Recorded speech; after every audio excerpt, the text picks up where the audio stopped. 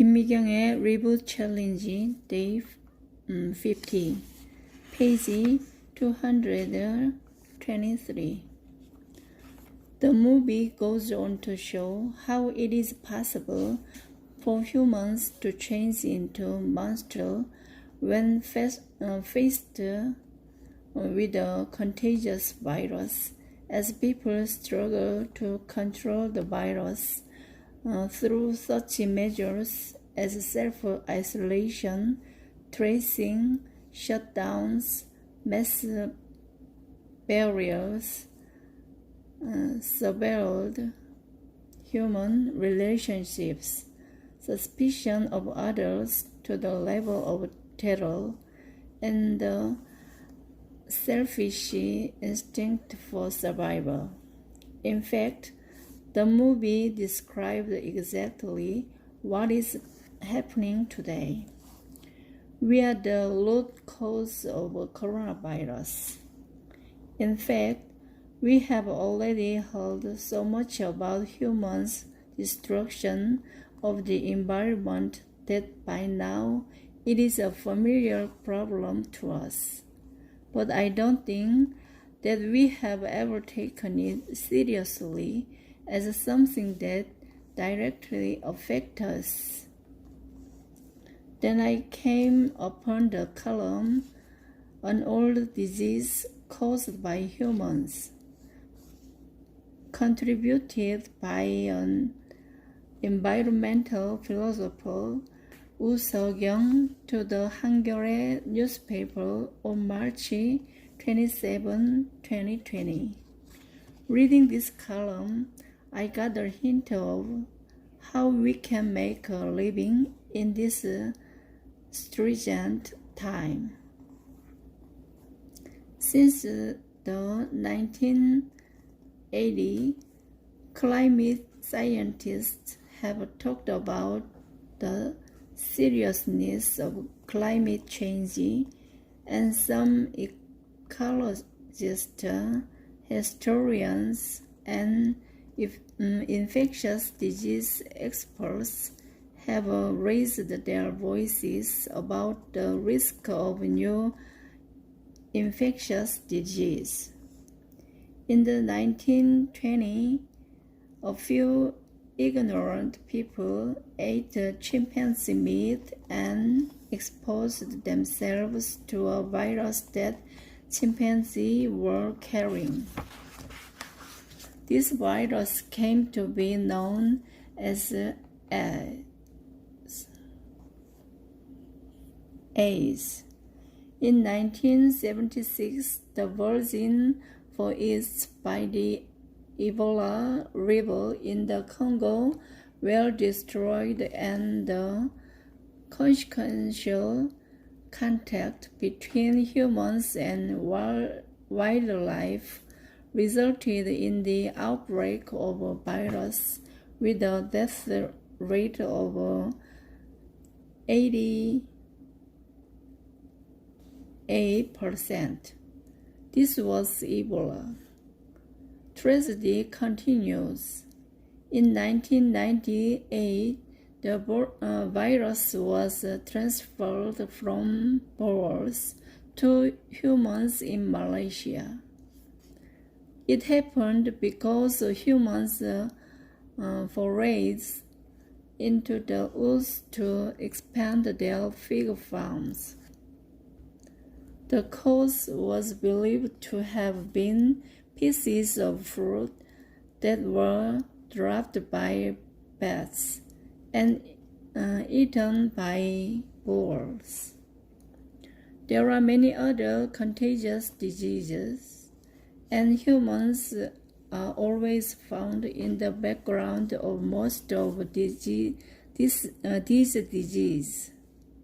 We must quickly wake up to the fact that the more we destroy the forest and disrupt the conditions of nature, the greater the danger we will be exposed to. Human destruction of the environment was the cause of all these infectious diseases. Jeremy Rifkin, the most influential social thinker and futurist of our time, recently claimed in an interview with the media that climate change was the cause of all these pandemics. He pinned the blame on the destruction of the ecosystem that had resulted from the disrupted circulation of water, human invasions of wildlife's territories, and the consequential migration of the wildlife. He also predicted that more infectious diseases will strike us in the future. It is terrifying just to hear his account. A massive wildfire broke out in the state of New South Wales in southeastern Australia and turned an area larger than that of South Korea into darkness. More than 7,000 forest fires occur each year in California in the United States. Even Alaska, which is located in the northern hemisphere, is scorching under heat waves, causing mass deaths of seabirds. Most countries in Europe are suffering from heat waves.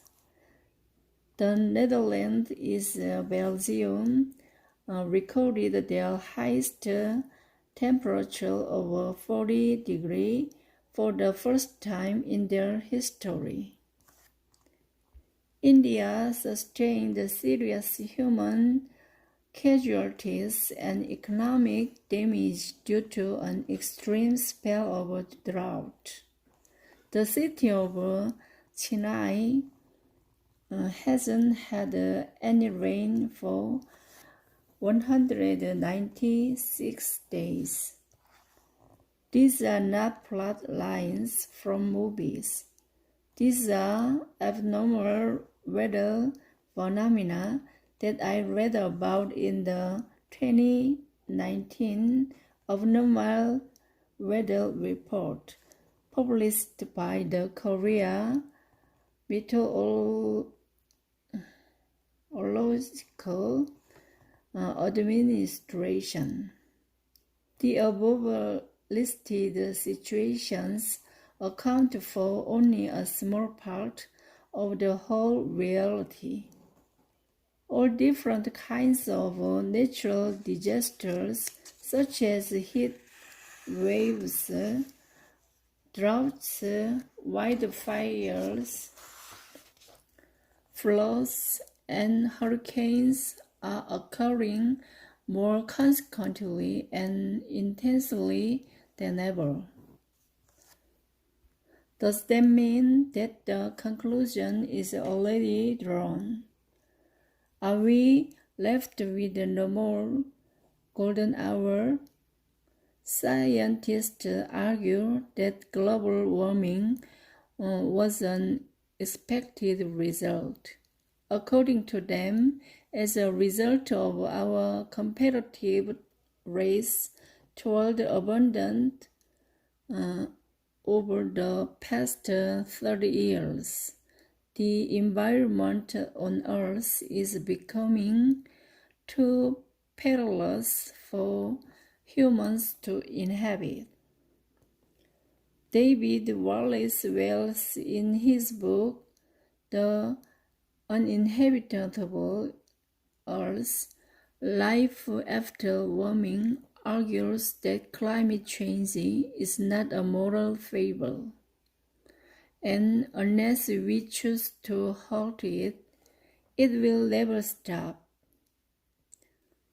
Wallace Wells also writes that How the future of our climate will play out is full of uncertainty, which emerges not from scientific ignorance, but overwhelmingly from the open question of how we respond. In other words, it is a question that should be answered by humans, not natural science, because according to Wells, the most important factor at this stage is how much carbon we put into the atmosphere. Of course, we refers to none other than us. It refers to our generation who are inhabiting the earth now. It will be too late if we put it off to the next generation.